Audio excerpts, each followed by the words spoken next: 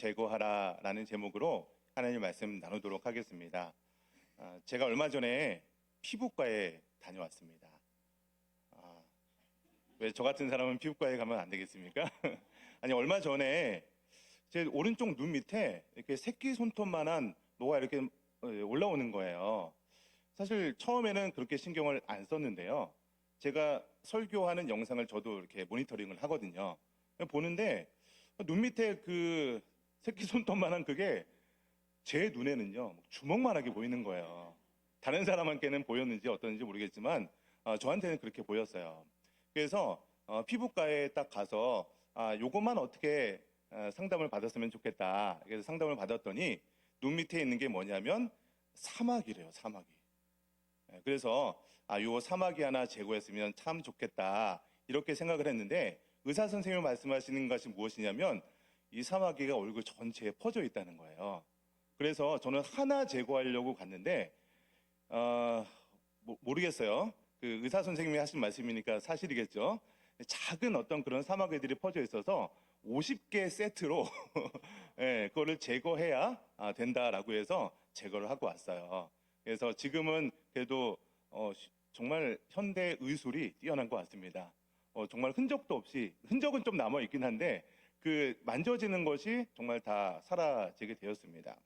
그래서 제가 치료를 받고 나서 인터넷으로, 요즘 유튜브가 굉장히 잘 되어 있잖아요. 그래서 이 사마귀가 과연 왜 생기는 건가 좀 알아봤습니다.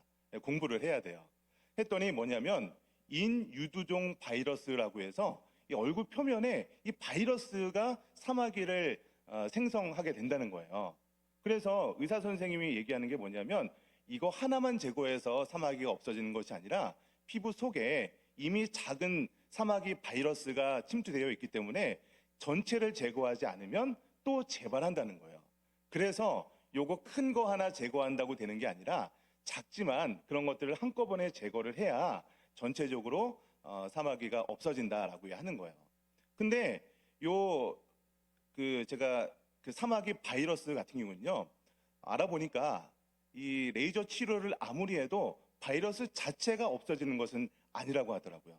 그러니까 피부 속에 이미 바이러스가 침투되어 있는 게 나중에 나오기도 하고 해서 결과적으로는 한 3개월이나 6개월 있다가 또 한번 점검을 피부과에 가서 이렇게 한번 받아야 된다는 거예요.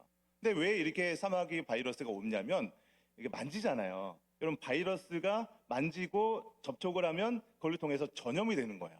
그러니까 얼굴을 만지면서 이곳저곳에 이게 퍼지게 된다는 거죠. 그래서 그 선생님이 50개 제거했다는 게 이해가 되더라고요. 여러분, 이렇게 바이러스로 인해서 사마귀가 발생했는데 그 바이러스 자체는 없앨 수 없다라고 합니다. 여러분, 이게 어떻게 보면은 저희의 영적인 신앙생활에도 동일하게 적용되는 것 같아요. 여러분, 우리의 인생 가운데 정말로 어떻게 보면은 신앙생활 하다가 정말로 어떤 중요한 문제들, 여러 가지 발생하는 문제들이 있잖아요. 근데 발생하는 문제들의 원인이 무엇인지 우리는 정확하게 파악을 해야 되는데, 원인은 파악하지 못하고 드러난 어떤 현상, 뾰루지 하나 이것만 딱 제거하면 되겠다라고 생각할 수 있지만 사실은 그 안에 어떤 영적인 바이러스가 우리 안에 침투되어 있고 우리가 알지도 못하는 사이에 점점 전염되고 있을 수 있다는 것이에요. 여러분, 그래서 우리가 이런 영적으로 우리를 괴롭히고 어떤 문제를 일으키는 그런 바이러스를 항상 제거를 해야 되는 거예요.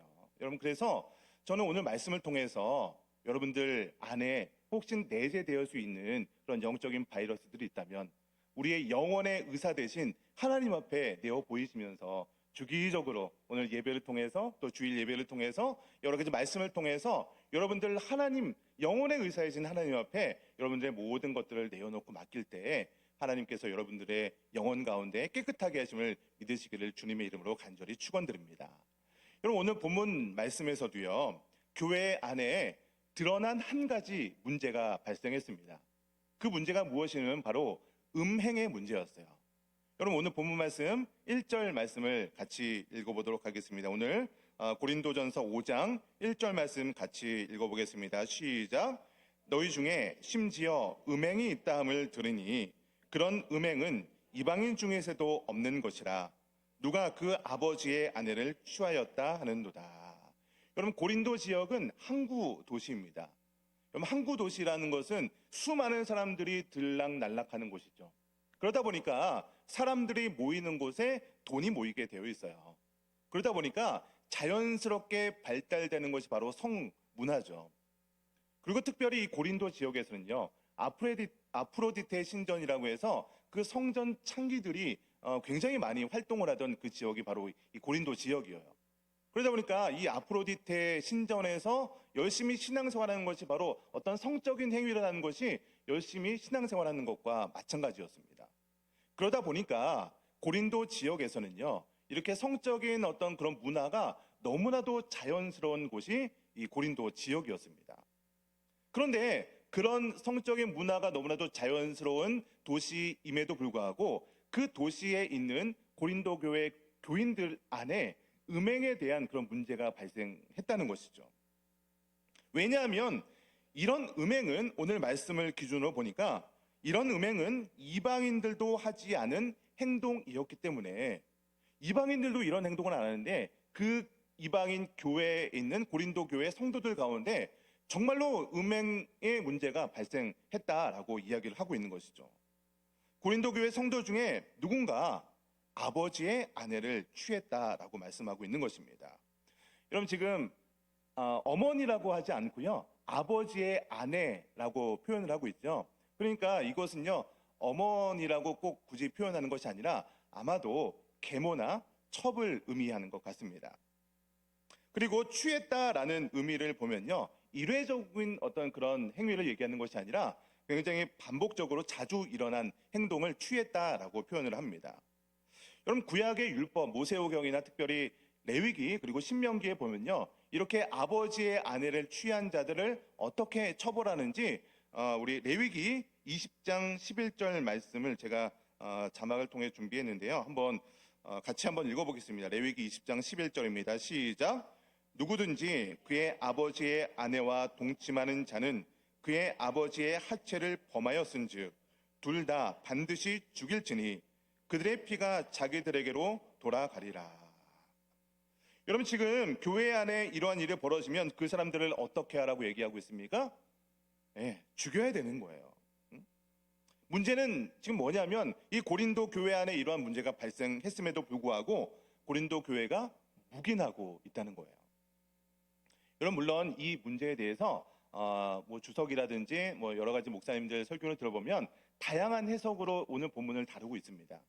어떤 해석이 있냐면, 지금 아버지의 아내를 취했다라고 하는 것이 지금 어떤 상황이냐면, 지금 아버지가 돌아가시고 난 이후에 아버지의 아내를 이렇게 취했다는, 뭐 이렇게 해석을 하기도 합니다. 왜 이런 일이 벌어지냐면 당시에 헬라의 상속법 때문에 이런 일이 벌어진다는 거예요. 그게 뭐냐면, 아버지가 이렇게 돌아가시고 나면 아버지의 재산이 아들에게로 돌아가는 것이 아니라 어머니에게, 이게 아버지의 그 재산이 돌아간다는 거예요. 심지어 지금 아버지가 어머니뿐만 아니라 첩과 뭐 어떤 이런 다른 그런 여자들을 취했다고 한다면 이 아버지의 재력이 상당할 것이다라고 이해를 할 수 있습니다. 근데 그 아들 입장에서 이 아버지의 그 유산이 나한테 돌아가야 되는데 어머니한테 돌아간다니까, 혹은 계모한테 돌아간다고 하니까 그 유산을 지키기 위해서 그 어머니와 이렇게 결혼을 하게 되는 그런 일들이 발생했다는 거예요. 소위 돈 많은 사람들 안에서, 고린도 교회 교인들 안에서도 이러한 어떤 성적으로 잘못된 그런 문화가 너무나도 팽배하게 벌어지고 있었던 것이죠. 그리고 이것에 대해서 고린도 교회가 아무런 문제도 삼지 않았다는 것이 훨씬 더 큰 문제라는 거예요. 여러분, 계속해서 우리 2절 말씀을 읽어볼까요? 우리 본문 고린도전서 5장 2절 말씀도 같이 읽어보겠습니다. 시작. 그리하고도 너희가 오히려 교만하여져서 어찌하여 통하니 여기지 아니하고 그 일 행한 자를 너희 중에서 쫓아내지 아니하였느냐. 여러분, 오늘 본문 1절에서 사도 바울이 다루고 있었던 문제가 뭐였죠? 음행에 대한 문제였죠. 그러면 음행에 대한 문제를 처음에 지적했으면 음행에 대해서 계속해서 지적을 하고 그 문제를 삼아야 될 것 같은데, 오늘 2절에서는 사도 바울이 지적하고 있는 것이 무엇입니까? 그리하고도 너희가 오히려 뭐 했다고요? 제가 어려운 거 문제 내는 게 아닙니다. 항상 저는요, 본문에 나와 있는 그 단어를 물어봐요. 그러니까 제가 항상 얘기하죠. 이렇게 사람의 이야기를 그냥 가만히 듣고 있으면요, 이게 내가 지금 무슨 생각을 하는지, 집에 된장찌개가 지금 끓고 있는지, 설거지를 했는지, 세탁기를 돌려놨는지 막 딴 생각으로 빠질 수 있어요. 그래서 설교에 집중하라고 제가 이렇게 질문을 드리는 겁니다. 여러분, 2절에서 지금 1절에서는 사도 바울이 뭐에 대해서 문제를 삼았다고요? 음행에 대해서 문제를 삼았는데, 2절에 대해서는 오히려 뭐를 지적하고 있어요? 교만에 대해서 지적을 하고 있다는 거예요. 여러분, 왜 사도 바울은요, 처음에는 음행에 대해서 지적을 했음에도 불구하고 2절에서는 교만의 문제를 다루고 있을까요? 여러분, 이것을 알려면요, 당시에 고린도 지역의 그런 고린도 교회의 그런 사상, 문화를 좀 이해를 하셔야 됩니다. 고린도 지역에 제가 헬라 철학을 이야기했잖아요. 고린도 그리스 지역의 헬라 철학. 헬라 철학은요, 이원론적인 생각을 갖고 있습니다. 제가 이원론적이다라고 하니까 이게 이원도 아니고 이원은 뭐야 이렇게 생각할 수 있는데, 이원론적이라는 것은요, 쉽게 말하면 영적인 것과 육적인 것을 두 가지로 구분한다는 거예요. 그래서 영적인 것, 이것은 너무나도 좋은 것이고, 육적인 것, 땅에 있는 것, 이런 거는 안 좋은 것이다 라고 구분하는 것이 이원론입니다. 그래서 지금 이 고린도 교회 성도들은요, 기본적으로 갖고 있었던 것이 이런 이원론적인 그런 문화 속에서, 사상 속에서 예수 그리스도를 믿었던 거예요. 그러다 보니까 예수 그리스도를 믿은 고린도 교회 성도들이 어떤 존재가 됐냐면 영적인 사람이 된 거예요. 구원받은 사람이 된 거예요. 그래서 이 영적인 것은 좋고 영원하고 완전한 것이기 때문에 내가 예수 그리스도를 믿고 난 다음에는 나는 완전한 구원을 얻은 사람이다 라고 생각을 하는 거죠. 이원론적으로 생각하기 때문에, 이거 아니면 저거다라고 생각을 하기 때문에. 그러다 보니까 나는 영적인 사람이기 때문에 더 이상 육적인 일에 대해서는 더 이상 문제 삼을 것이 없을 정도로 나는 완벽한 구원을 받았다라고 생각하는 사람들이 바로 고린도 교회 성도들이었다는 거예요. 나는 이미 구원을 받았기 때문에 내 육신이 어떤 일을 하더라도 아무런 문제가 되지 않는다라고 생각했던 사람들이 바로 고린도 교회 성도들이었다는 것입니다. 사도 바울이 지금 지적하고 있는 것이 바로 이러한 고린도 교회 성도들의 교만이라는 거예요. 예수 그리스도를 믿었다고, 너희가 영적인 완벽한 구원을 입었다라고 하면서 내가 이 땅에 사는 동안에 했던 행동들은 아무런 문제가 되지 않는다라고 하는 것이 바로 사도 바울이 이전에서 지적하고 있는 교만이라고 하는 것입니다. 이러한 영적인 교만이 있었기 때문에 교회 안에 아무리 이런 음행에 대한 문제가 일어나도 그것에 대해서 통한이 여기지 않는 거예요. 그리고 지금 그러한 일을 행한 자들도 교회 안에서 쫓아내지 못하고, 쫓아내지 않고 있었던 것입니다. 그래서 지금 사도 바울은요, 음행을 저지른 그 사람보다는 그런 일이 일어날 수 있는 분위기를 만들고 있는 고린도 교회를 더욱더 꾸짖고 있다는 것입니다. 이러한 영적인 교만의 분위기 안에서 이런 분위기 안에서는요, 음행뿐만 아니라 어떠한 일이 벌어져도 이상한 일이 아닐 정도였다는 것입니다. 여러분, 우리의 얼굴은요, 제가 피부과 얘기를 해서 그런지 모르겠는데 우리 얼굴에 이 장기의 그런 기능들이 다 얼굴로 이렇게 표현된다고 합니다. 어떤 부분에 뾰루지가 나느냐에 따라서 대장이 안 좋기도 하고, 이마에 나면은 뭐가 안 좋고, 그렇게 얼굴에 내 장기에 안 좋은 부분들이 다 드러난다고 합니다. 그런데 한번 생각해 보세요. 근데 이마에 뾰루지가 났는데 사실은 그 문제의 원인이 어떤 장기의 문제예요. 대장의 문제가 있었어요. 근데 이 대장의 문제를 치유해야 되는데 그 원인은 대장에 있는데, 이 이마에 난 뾰루지만 어떻게 하면 이걸 짤까? 어떻게 짜면은 이 흉터가 안 남을까? 짠 다음에 뭐를 바를까?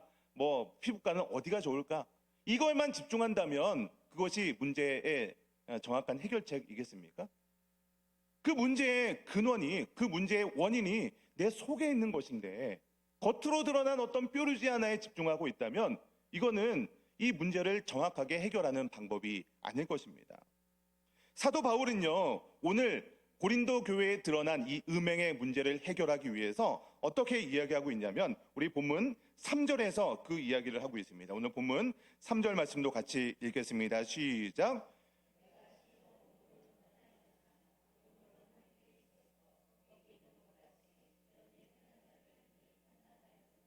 여러분 사도 바울은요 지금 판단했다라고 하는데 이러한 행동이 죄라고 이 유죄 판결을 내렸다는 거예요.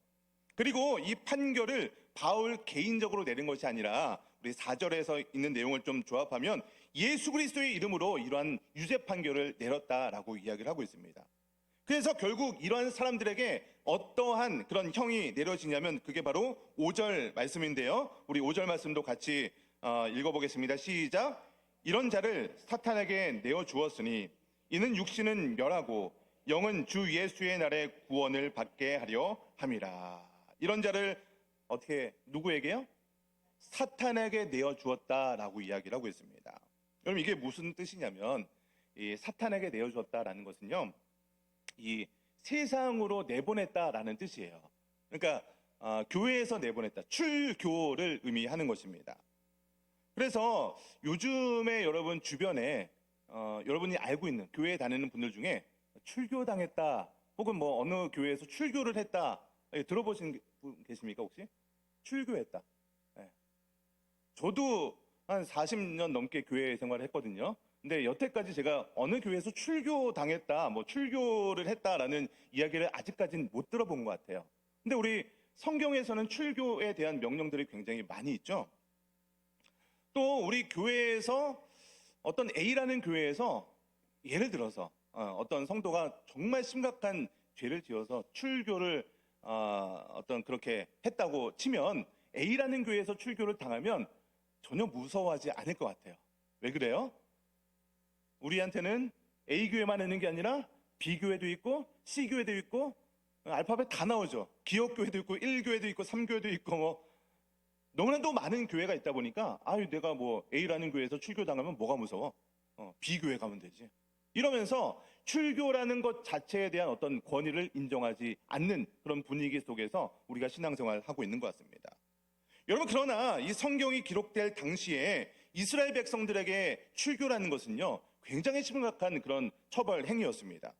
이 공동체에서 출교를 당한다는 것은 가족들뿐만 아니라 그 공동체 사회에서 완전히 격리되는 것을 의미하는 거예요.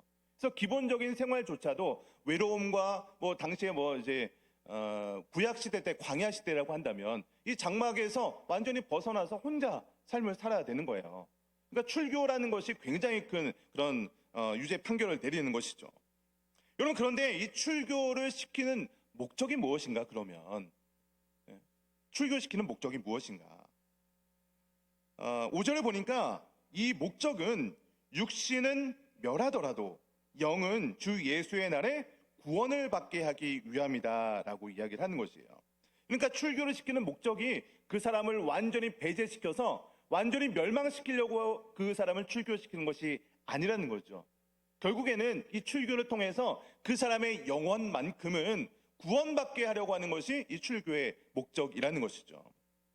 오늘날 교회에서는요, 이 출교 대신에 좀 이런 용어는 들어본 것 같아요. 면직 혹은 뭐 치리 이런 단어는 그래도 좀 들어본 것 같습니다. 어떤 뭐 장로님이 어떤 목사님이 이러이런 일들을 통해서 면직 6개월 처분에 이렇게 했다라는 뭐 그런 얘기는 들어본 것 같아요. 그렇겠죠? 여러분 이런 면직이나 치리를 할 때 보면요 어떻게 하냐면 그냥 교회 안에서 그냥 속닥속닥 하면서 치리하지 않습니다. 면직 그렇게 하지 않습니다.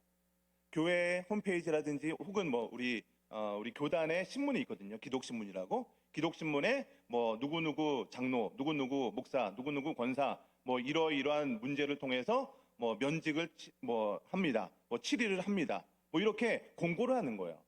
여러분 그러면 치리당한 사람 입장에서는 얼마나 부끄럽겠습니까? 이거 그냥 내 이름 석자만 돼도 교회 누구 하면은 그래도 알아먹을 만한 그런 사람들 아니겠습니까? 그런데 공교회의 모든 것들을 내 그런 어떤 죄악 치부를 다 드러내는 거죠. 여러분 얼마나 부끄럽겠습니까? 여러분 그런데 좀 한편으로 생각하면 그런 어떤 내가 지은 죄가 그렇게 만천하에 공개되었다면 그 사람이 동일한 범죄를 또 저지르겠습니까? 인간적으로 한번 생각해 보세요. 내가 그렇게 많은 사람에게 그런 창피를 당했는데 동일한 범죄를 또 짓겠습니까? 또 내가 그렇게 타락할 확률이 그래도 줄어들겠죠. 뭐 범죄를 아예 안 한다라고 말씀드릴 수는 없겠지만 그만큼 어떤 출교를 어떤 치리를 통해서 내가 이게 내가 정말 죄였구나. 더욱더 회개하고 주님께 돌아올 확률이 높다는 것이죠. 인간적으로 그렇게 치료를 당하면 가슴 아프죠, 당연히. 그러나 그 사람의 영혼을 위해서는 이렇게 치리하는 것이 영혼을 통해서는 훨씬 더 유익하다는 것입니다. 또 만약에 이런 공동체에서, 우리 교회에서 면직 혹은 치리 이런 것들을 행하지 않으면 어떻게 되겠습니까? 아유, 저 장로님도 저 목사님도 저렇게 하는데 아유, 나도 뭐 저 정도 행동은 해도 되겠네? 그러면서 결과적으로는요, 이 공동체의 거룩성이 무너지게 될 수밖에 없다는 것입니다. 여러분, 이것을 설명하기 위해서 오늘 본문 6절을 기록하고 있는 것이죠. 오늘 우리 고린도전서 5장 6절 말씀도 같이 읽어보도록 할 텐데요. 우리 6절입니다. 시작. 너희가 자랑하는 것이 옳지 아니하도다. 적은 누룩이 온 덩어리에 퍼지는 것을 알지 못하느냐. 여러분, 누룩이 뭐예요? 누룩이 뭐죠? 누룩 뭐 잘 쓰시는 용어예요? 빵 만들 때 이스트를 좀 많이 쓰시는 것 같아요. 그러니까 빵을 만들 때 이스트를 조금 넣고 반죽을 막 합니다. 이스트, 누룩을 넣는 이유가 무엇이냐면 빵에 이스트를 넣어야, 누룩을 넣어야 빵이 숙성이 되는 거예요. 그리고 빵이 부풀어 오르게 되죠. 그래야 이스트를 넣어야 빵이 맛있게 됩니다. 근데 이 누룩, 이스트의 특징이 무엇이냐면 적게 넣어도 그게 금방 이 반죽 전체에 퍼진다는 거예요. 그래서 처음에 이 반죽을 만들 때는 이스트를 처음 넣습니다. 근데 이 반죽을 쓰다가 반죽이 조금 남았어요. 그럼 그 반죽을 가지고 또다시 밀가루를 넣고 또 반죽을 합니다. 근데 그때는 누룩을 또 넣지 않아도 된다는 사실입니다. 그러니까 조금만 있어도 금방 온 그 반죽에 퍼지는 성질이 바로 누룩에게 있다는 것이죠. 그래서 여러분 7절에 뭐라고 얘기합니까? 우리 7절 말씀도 같이 읽을 텐데 우리 7절입니다. 시작. 너희는 누룩 없는 자인데 새 덩어리가 되기 위하여 묵은 누룩을 내어버리라. 우리의 유월절 양 곧 그리스도께서 희생되셨느니라. 여러분, 우리를 향해서 뭐라고 얘기하냐면 누룩 없는 자다라고 이야기를 해주고 있습니다. 원래 우리는요, 죄악의 누룩으로 가득한 자들입니다. 그런데 우리가 예수 그리스도의 보혈의 공로를 힘입어서 우리는 그것을 내 것으로 받아들일 때 나의 누룩이 없어지는 거예요. 내가 나의 주인됨을 내려놓고 우리 목사님 표현으로 하면은 하나님의 통치에 순종할 때 내가 누룩 없는 자가 된다는 것입니다. 아니, 조금 더 정확하게 표현하면 나에게 누룩은 여전히 남아있지만 누룩 없는 자로 인정해 주겠다는 거죠. 그것을 신학적인 용어로 굳이 표현한다면 그것을 칭의라고 얘기하는 거죠. 우리 의로운 사람은 아닙니다. 그러나 예수 그리스도를 믿음으로 우리를 의롭다고 인정해 주는 것이 바로 이 표현이라는 것이죠. 여러분, 그런데 세상은요, 여전히 죄악의 누룩이 가득한 곳입니다. 나는 예수 그리스도의 보혈의 공로로 누룩 없는 자가 되었지만 저와 여러분들은요, 여전히 이 죄악의 누룩에 가득한 이 세상 속에 살아갈 수밖에 없는 것이죠. 그래서 어느 순간 삶을 살아가다 보면 나는 분명히 누룩 없는 자였는데 이 누룩이 내 온몸에 덕지덕지 붙어있게 되는 거죠. 여러분, 그렇기 때문에 이 누룩을 제거하지 않으면 나도 모르는 사이에 세상의 가치관에 물들게 되고 나도 모르는 사이에 죄악에 물드는 삶으로 살아갈 수밖에 없다는 것입니다. 여러분, 그렇기 때문에 오늘 본문의 제목처럼 우리는요, 이 묵은 누룩을 제거하셔야 됩니다. 한 번 제거했다고 없어지는 것이 아니라 계속해서 제거를 해야 이 누룩을 제거할 수 있다는 것입니다. 여러분, 오늘 우리 청소년부가 수련을 마치고 이렇게 돌아오는 것을 봤습니다. 우리 권사님들도 이렇게 몇 분이 가셔서 뭐 식당 봉사로 또 여러 가지로 또 청년들도 스텝으로 굉장히 많은 분들이 헌신해 주셔서 참 감사를 드립니다. 저도 개인적으로 청소년 사역을 한 10년 정도 하다 보니까 청소년 집회에 대해서 굉장히 많은 관심과 이런 것들을 갖고 있는데요. 영상으로 실시간으로 이렇게 어떤 그 영상을 좀 이렇게 공유를 해 주시더라고요. 그래서 저도 잠깐 봤는데 예전에 제가 또 수련회를 했을 때 기억이 이렇게 떠오르더라고요. 여러분, 수련회를 준비할 때 보면요, 거의 6개월 전부터, 심지어는 한 1년 전부터 수련회를 준비했었습니다. 왜 그러냐면 저희는 그래도 초롱리 수양관에 있어서 언제든지 저희 교회 1순위로 이렇게 좋은 수양관을 사용할 수가 있지만 수양관이 없는 교회 입장에서는요, 좋은 수양관을 찾는 것이 굉장히 힘듭니다. 그래서 좋은 수련관들은요 벌써 6개월 전에 예약이 마감이 돼요. 굉장히 좋은 수련관은 1년 전에 수련회를 하고 나서 내년 수련회 장소 여기 저희 며칠부터 며칠 사용하겠습니다. 예약을 해야지 그런 장소를 쓸 수 있을 정도예요. 뿐만 아닙니다. 프로그램은 뭐를 할 것인지, 음식은 뭘 할 것인지, 뭐 준비해야 될 것들이 한두 가지가 아닙니다. 여러분, 그런데 수련회를 아무리 잘 준비하더라도 수련회에 가장 많은 것을 준비하고 가장 중요한 것이 무엇이냐면 바로 저녁 집회입니다. 아무리 프로그램을 잘하고 뭐 음식도 좋고 장소도 좋고 뭐 아무리 좋더라도 저녁 집회를 통해서 수련회를 하는 목적은요, 저녁 집회를 통해서 그들이 예수 그리스도를 만나게 하는 것이 이 수련회의 목적입니다. 목표예요. 그래서 예수님을 만나면서 내 안에 아직도 여전히 묻어있는 그 죄악의 누룩의 찌꺼기들을 하나님 앞에 직면하게 만드는 거예요.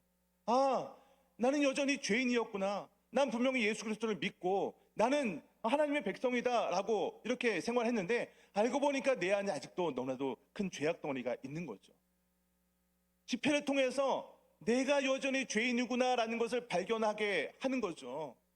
아무리 뭐 찬양 열심히 하고 막 해도요, 내 안에 있는 이 죄악의 누룩의 찌꺼기를 발견하지 못하면 이 수련회가 무슨 의미가 있겠습니까?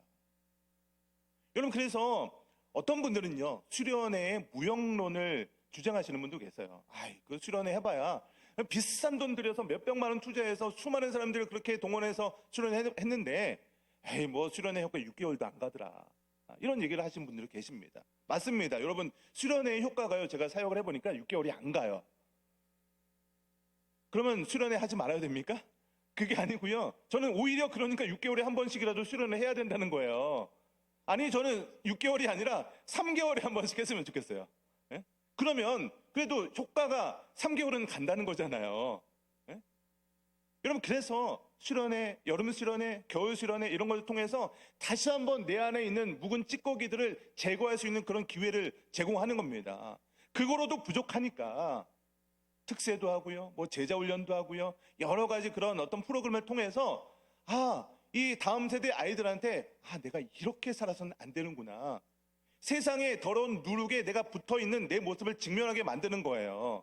그래서 내 모습이 이대로 살아가는 것이 정말 하나님의 백성다운 하나님의 자녀다운 삶이 아니구나라는 것을 직면하게 해서 내 모든 그 누룩들을 하나하나 뜯어내게 하는 것이 바로 신앙생활이라는 것입니다.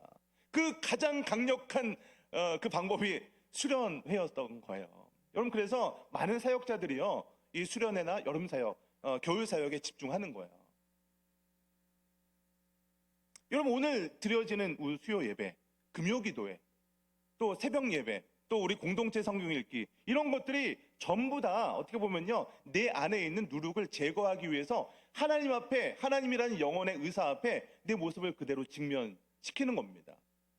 여러분, 세상 속에 있으면요, 내가 죄인인지 뭐 다 똑같잖아요. 쟤도 죄인이고 쟤도 죄인이고 뭐 다 똑같아요. 근데 그래도 교회에 나오면 뭐 옆 사람도 보기도 하지만 우리가 교회에 나와서 예배드리는 이유는 무엇이에요? 누구 만나기 위해서 오는 겁니까?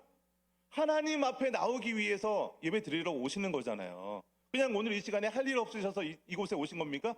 교회가 제일 시원해. 예. 그래서 오신 거 아니잖아요. 예배에 나오는 이유는요, 하나님 만나기 위해서, 하나님 앞에 나와서 내 모든 그 누룩의 찌꺼기들을 하나님 앞에 직면해서 이것도 내가 죄였구나, 이것도 죄였네, 발견하는 거예요. 그래서 하나하나 뜯어내는 그 작업을 하는 것이 바로 오늘 예배 시간이라는 것입니다. 그럼 우리가 예배 인생을 살아가다 보면 계속해서 문제가 드러나요. 문제가 발생할 수밖에 없습니다. 그런데 그 문제만 해결하려고 노력한다면 노력한다고 해서 그 문제의 원인이 해결되는 것은 아닙니다. 여러분, 우리 삶 가운데 드러나는 그런 모든 그 문제의 원인이 무엇이냐면 결과적으로는요, 하나님과의 관계가 단절됐기 때문입니다. 여러분, 우리에게 복을 주시는 분이 누구예요? 하나님이시잖아요. 하나님 앞에 나와야 영적으로 무한한 복을 주실 수 있는 하나님 앞에 우리가 뿌리 박혀 있어야 우리는요, 그 하나님으로부터 영적인 무한한 그런 복의 공급을 받을 수 있습니다. 그런데 하나님과 단절되어 있다는 것은 무엇이냐면 그 하나님 앞에 뿌리 내려 있어야 되는 우리가 뿌리가 뽑혀 있는 거죠. 뿌리가 뽑혀 있어요. 하나님과의 관계가 단절되는 거죠. 여러분 한번 생각해 보세요. 커다란 나무가 태풍에 의해서 이제 내일 모레 또 태풍 온다고 하는데 나무가 태풍의 바람에 의해서 큰 나무예요. 나무에서 뿌리가 뽑혔다고 생각해 보세요. 뿌리가 뽑혀 있지만 그 나무는 그 상태로 뿌리가 뽑혔다고 해서 바로 죽지 않습니다. 근데 뿌리가 뽑혀 있는 그 순간부터 나무한테 어떤 결핍의 문제가 발생하죠. 뭐 물이 공급이 안 되고 영양분이 공급이 안 되고 하다 보니까 뭐 잎사귀가 마르기 시작할 것이고 점점 어떤 문제가 발생합니다. 우리의 인생도 마찬가지라는 거예요. 하나님과의 관계에 문제가 생긴다는 것은요, 하나님 앞에 뿌리가 내려 있음에도 불구하고 그 뿌리가 뽑힌 거죠. 그 상태에서 문제가 발생하는 거예요. 우리의 인생에서 발생하는 모든 문제들은요, 하나님과의 관계의 단절부터 시작하는 겁니다. 근데 그 문제의 원인은 해결하지 않고 하나님과의 관계의 문제가 해결되지 않고 드러난 문제만 해결하려고 하는 거예요. 여러분 지금 고린도 교회에 드러난 문제가 뭐였다고요? 음행이었어요. 여러분 그러나 고린도 교회의 근본적인 원인은 무엇이냐면 영적인 교만이었어요. 내가 하나님을 믿기 때문에 예수 그리스도를 믿었기 때문에 나는 완전한 구원을 얻은 사람이다. 그렇기 때문에 육적으로 어떤 죄를 저질러도 나는 아무런 문제가 없다라고 하는 그런 영적인 교만 상태에 있기 때문에 그 상태가 뭐냐면 내가 내 인생의 주인 된 상태나 마찬가지예요.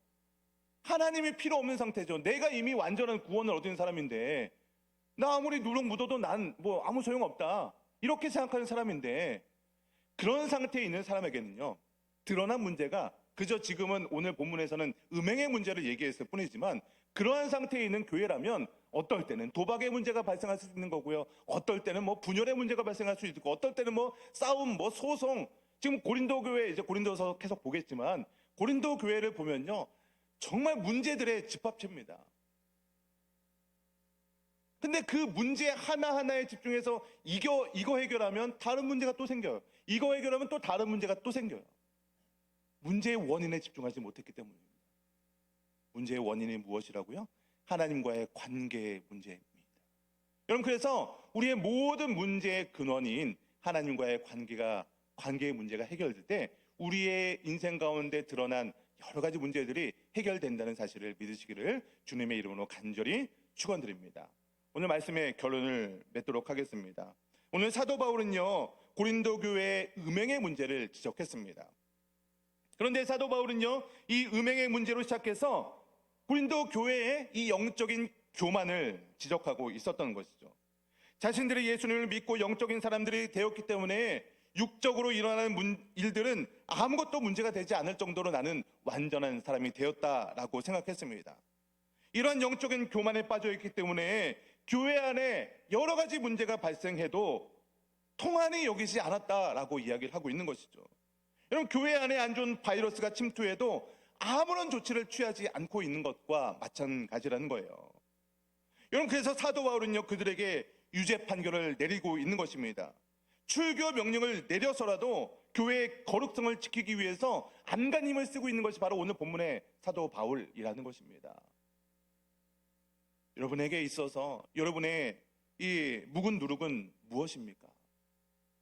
하나님 나라의 가치관이 아니라 세상의 나라의 그런 가치관에 물들어 계시지는 않습니까? 저는 오늘 말씀을 증거하면서 좀 함께 좀 기도했으면 좋겠습니다. 여러분 우리의 인생 가운데 하나님 내 가치관 가운데 정말로 하나님이 아니라 세상의 물질과 세상의 명예와 세상의 그런 가치관이 나의 인생의 주인 되어 살고 있지는 않았습니까? 여러분 오늘 이 시간 기도할 때 정말 하나님 나에게 묻어있는 묵은 누룩을 제거할 수 있도록 인도하여 주시옵소서. 나를 불쌍히 여겨 주시옵소서. 이렇게 이 시간 함께 한번 통성으로 기도하도록 하겠습니다. 함께 통성으로 기도하겠습니다.